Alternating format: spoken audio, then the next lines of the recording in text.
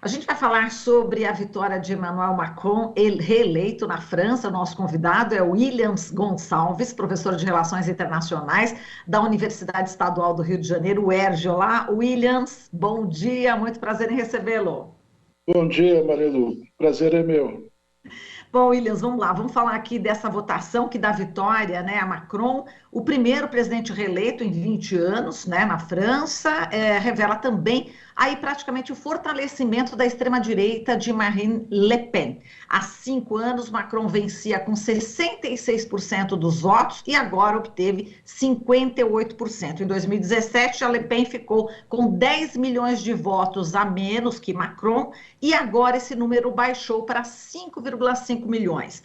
A abstenção foi de 28% no segundo turno, a mais alta desde 1969. E diante desses dados todos, né, Williams, qual que é a análise que você faz a partir desse resultado, diante das eleições também legislativas que devem ocorrer no próximo dia 12 de junho? E o que o Macron, né, deve enfrentar para compor a maioria no parlamento? Bom, duas coisas chamam a atenção imediatamente, ao primeiro olhar. A primeira coisa é a taxa elevadíssima de abstenção. Os eleitores franceses renunciaram ao seu direito de escolha. A segunda coisa é o número expressivo de votos da extrema-direita de Marine Le Pen, né? São dois fatos eleitorais muito importantes que chamam a atenção. E isso significa que o Macron terá uma oposição bem mais forte do que teve até então, né? Enfrentará não apenas a oposição da esquerda, mas agora uma oposição da extrema-direita muito mais entusiasmada, muito mais aguerrida, o que faz prever que o seu governo não será fácil. Evidentemente que muita coisa depende da eleição legislativa que se avizinha. Exatamente, em relação às eleições, né, legislativas que se avizinha, como é que você vê também a movimentação, enfim, justamente para tentar, né, esse apoio? Macron, enfim, está tentando justamente esse apoio, né, no parlamento. Qual que é a principal dificuldade? Quais os empecilhos aí que você vê, né, as dificuldades que ele deve enfrentar? Olha, a dificuldade mais importante são os problemas econômicos da França, né? Assim como em várias outras partes do mundo, a França enfrenta hoje uma inflação importante, né? E naturalmente que a questão econômica ela pesa mais do que qualquer outra coisa na percepção do cidadão a respeito do governo, né?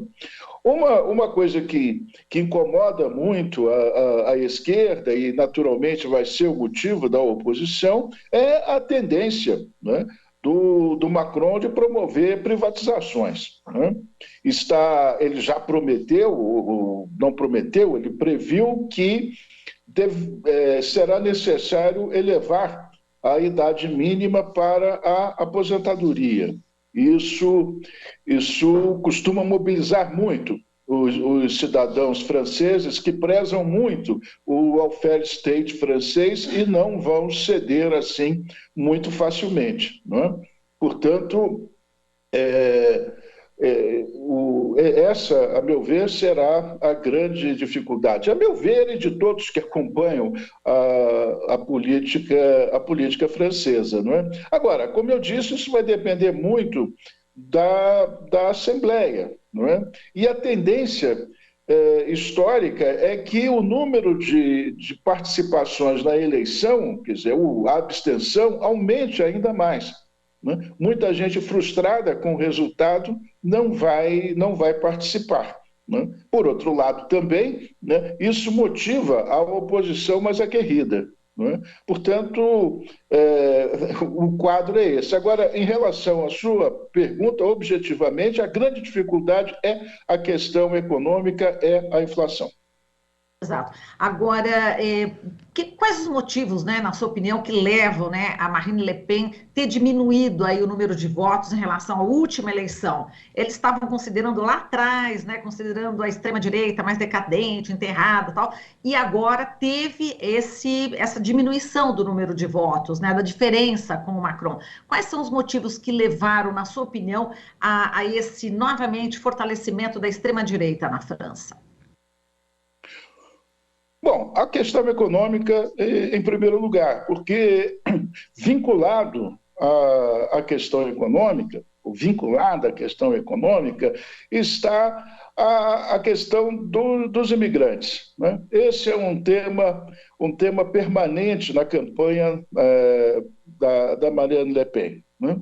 É praticamente a espinha dorsal da sua campanha, da sua trajetória política, não é? O hipernacionalismo, o ultranacionalismo e a responsabilização dos imigrantes por todos os problemas econômicos e sociais da França, não é? Portanto, ela estabelece esse vínculo, não é? E isso incomoda muito o cidadão francês. É exemplo do que aconteceu na Inglaterra, né? A saída da Inglaterra, a saída do Reino Unido da União Europeia se deu, em grande medida, pelo trânsito de imigrantes, né?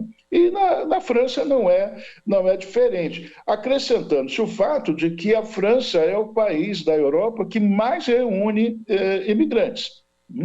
Imigrantes provenientes do norte da África, muçulmanos, aí se junta a questão religiosa, né?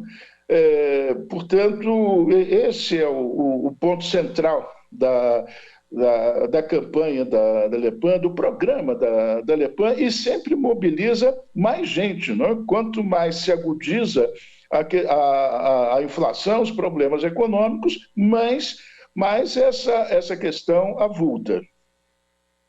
E agora, na sua opinião, Williams, qual que vai ser o papel aí do Jean-Luc Mélenchon, né? Ele que é líder da França e submissa, né, na esquerda, ele está querendo fazer aí, construir uma aliança, né, entre a esquerda. Qual vai ser o papel dele, na sua opinião, agora, nesse parlamento, enfim? Qual que é a sua expectativa em relação à esquerda, né?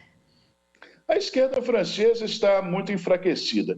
Aliás, não é apenas a esquerda francesa. A esquerda, de uma maneira geral, não é?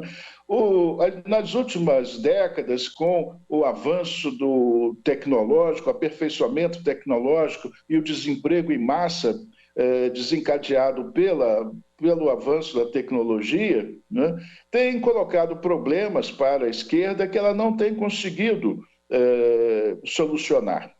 Não tem conseguido apresentar ideias, não é, que vão de encontro a essas questões e possam resolvê-las e possam equacioná-las, né? Portanto, a esquerda tem uma posição, vamos dizer, ética, tem uma posição moral diante dos problemas da sociedade, mas não consegue traduzir, né, essa questão ética, essa percepção ética e moral em políticas concretas em propostas concretas, desculpe, que mobilize, que sensibilize o eleitor, que leve o eleitor a votar. E, claro, né, não, estou falando daquele eleitor flutuante que não tem convicções políticas firmes, arraigadas e que, portanto, se move de acordo com a conjuntura. Portanto, o eleitorado de esquerda é um eleitorado por convicção, por princípio, por posição. Agora, as propostas de esquerda não conseguem ir além desse eleitorado. Você acha que o Macron pode enfrentar também, de novo, manifestações nas ruas, diante aí desse resultado, né, mais próximo, enfim, não tão vantajoso em relação à extrema-direita? Eu acredito que sim, especialmente porque, por aquilo que eu já falei a respeito da aposentadoria, né? Esse é um problema sério, indiscutivelmente é um problema sério, porque a longevidade das pessoas está aumentando, né? Do ponto de vista, vamos dizer, racional, do ponto de vista lógico, faz sentido elevar a idade mínima, mas evidentemente que ninguém quer trabalhar mais depois de ter trabalhado décadas. Não é? E depois a questão legal, não é? Mexer na lei. Não é? Do ponto de vista, como eu disse, racional, matemático, não é? As pessoas até podem concordar, mas quando chega a sua vez, não é, de estender seus anos de trabalho, ninguém quer. Portanto, isso é um problema que o Macron deverá enfrentar. E depois os funcionários públicos, né, dos servidores públicos da França têm uma tradição de aguerrimento, de não ceder. Portanto, eu penso que aí teremos o problema maior, teremos motivos para essas manifestações que você fala. E o Williams, o Macron está sendo considerado aí como um dos maiores obstáculos, né, para que a Europa e Mercosul possam ratificar o acordo comercial que foi negociado em 1999. Você acha que, bom, enfim, tem mais vantagens para a Europa do que vantagens para o Brasil, no caso, né, atualmente, se fosse com o próprio governo Bolsonaro. Agora, como é que você vê essa relação, né? Macron, a gente sabe que a mulher dele, né, foi insultada pelo presidente Bolsonaro. Enfim, fala um pouquinho aí dessa questão do Mercosul e também em relação ao presidente Bolsonaro, que mandou uma nota, né, de cumprimento seco, bem objetivo, ponto final, né? Como é que você vê também, enfim, essa relação, né? Também a saída ou não, né, desse acordo do Mercosul com a Europa?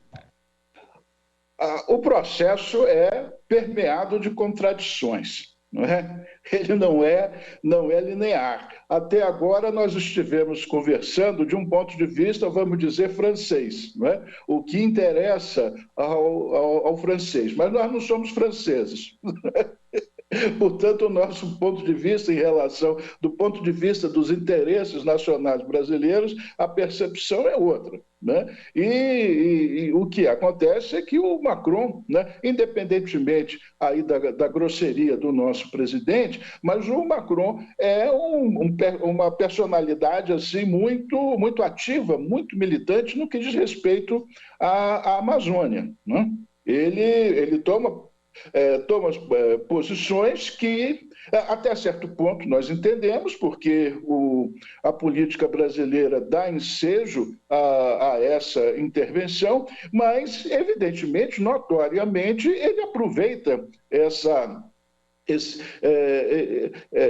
esse descompasso do nosso governo para realizar uma interferência, para mobilizar, né, o resto do mundo contra o Brasil. Portanto, do nosso ponto de vista, do ponto de vista brasileiro, o Macron não seria a melhor solução. A melhor solução seria Le Pen. Né? Mas os franceses não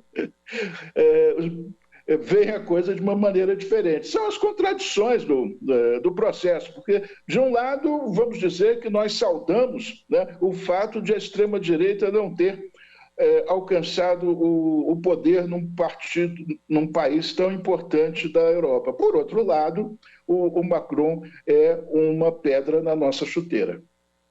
Exato. Agora, você entende que esse avanço da extrema-direita na França, apesar de ter perdido, mas esse crescimento serve de alerta para a gente no Brasil, para o mundo? Qual que é a sua opinião, Williams? O clima político francês, guardadas as peculiaridades nacionais, né, está em todo o mundo. É um clima que está assim em todo o mundo. Nos Estados Unidos, o Joe Biden está fracassando redondamente, né? E se prevê lá uma maioria legislativa republicana e até mesmo o retorno do Donald Trump. Na América Latina, a situação é pior. Porque na América Latina o que nós temos assistido é o seguinte: os governos de esquerda, de centro-esquerda, governos com maior sensibilidade para a questão social, tomam posse, e a extrema-direita não permite que eles governem. Agora, há pouco tempo, houve a posse do presidente do Chile e ele já está praticamente emparedado, né? No Peru, tentam dar um impeachment, né? Então, isso em toda parte. Houve uma exacerbação, né, dessas posições de direita, né, que tem como característica a completa intolerância e uma irracionalidade na questão política, social, né, que está turvando o ambiente e impedindo outros governos de governarem, né? Essa é uma questão muito, muito séria, não tenho bola de cristal, não sei até onde nós vamos com isso, mas a questão é muito séria. E temos o Brasil, não precisamos ir muito longe, né, para entender esse tipo de coisa que eu acabei de relatar. Muito bem. Para não dizer que não falei dos cravos, né? Vamos falar aqui da Revolução dos Cravos. 25 de abril, nessa segunda-feira, a Revolução dos Cravos completando 48 anos em Portugal. Qual que é a inspiração, né, que esse movimento português, né, há 48 anos, pode ajudar-nos aqui no Brasil, hein, Williams? Pois é, a Revolução dos Cravos para nós tem uma importância muito grande, talvez para outros povos, né, outros países não tenha, né? Primeiro porque falamos português, Portugal é a nossa matriz cultural. Então, o que acontece em Portugal sempre nos afeta. E depois a Revolução dos Cravos acabou com 48 anos de ditadura, né? Uma ditadura das mais longevas, né? Das mais antigas, né? E veja que a Revolução aconteceu com o presidente Marcelo Caetano. A essa altura, Salazar não governava mais, o que significa que Salazar governou todos aqueles anos e se retirou e morreu completamente impune, vamos assim dizer, né? E a Revolução aconteceu no momento em que nós, aqui no Brasil, ansiávamos muito pela volta à democracia. Estávamos aqui asfixiados pela ditadura militar e a Revolução dos Cravos nos encheu de esperança, né? E quando falamos isso, não há como deixar de lembrar da música do Chico Buarque, né? Que se tornou um símbolo dessa esperança, dessa expectativa, né? Aquela vontade de ser português ou que Portugal fosse o Brasil.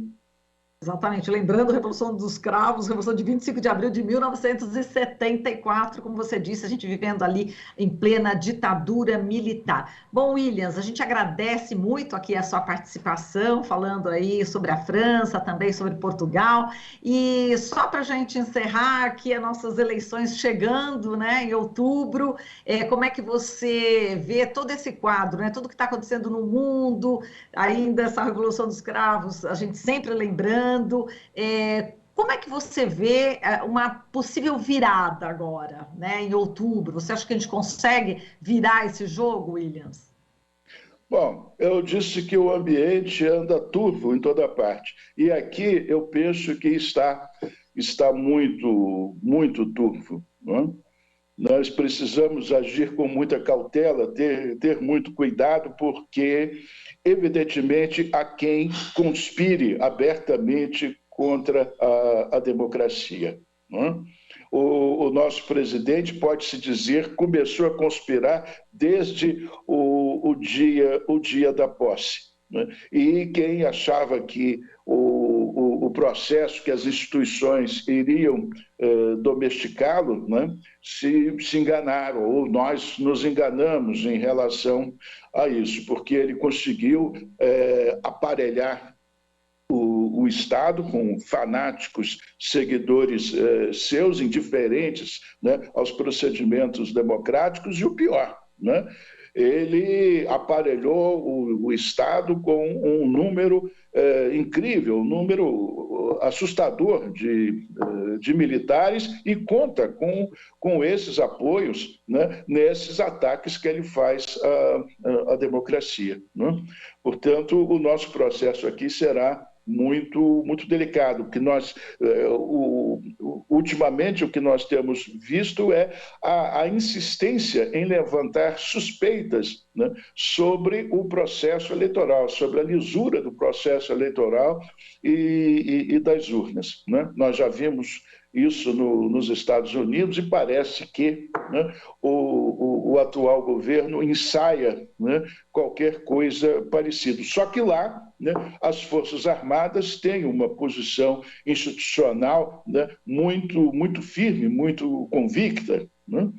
Em determinada ocasião, um general norte-americano participou de um daqueles espetáculos do Donald Trump e depois veio a público pedir desculpas por estar presente naquele acontecimento. Ele reconhece que foi inadequado e que um militar não poderia participar de um ato político como aquele. Aquilo devia servir como exemplo para os nossos generais, mas parece que eles não viram aquilo, não assistiram e fazem exatamente o oposto, se prestam, né, para participar do jogo político, no varejo, do jogo político mais mesquinho, o que torna o ambiente bastante turvo, volto a dizer.